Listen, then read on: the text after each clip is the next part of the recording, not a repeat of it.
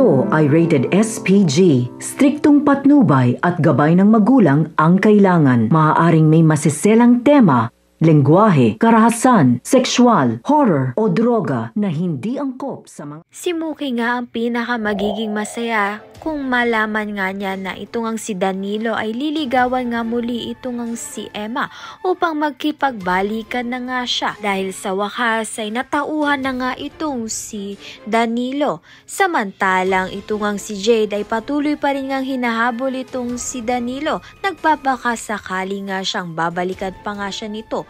Ngunit desidido na nga itong si Danilo na mahalin itong ang si Emma muli. Pinuntahan na nga ni Danilo itong ang si Emma, ngunit lingid nga sa kaalaman nila ay nakamasid sa kanila itong si Logan at naghahantay nga lang na iwan nga ni Emma itong si Danilo. Ngunit hindi na nga papayag itong ang si Danilo na pakawalan niya pa nga muli itong ang si Emma. Nakipaglabanan nga siya dito kay Logan at pinag-aagawan nga nila ang kanilang minamahal na si Emma.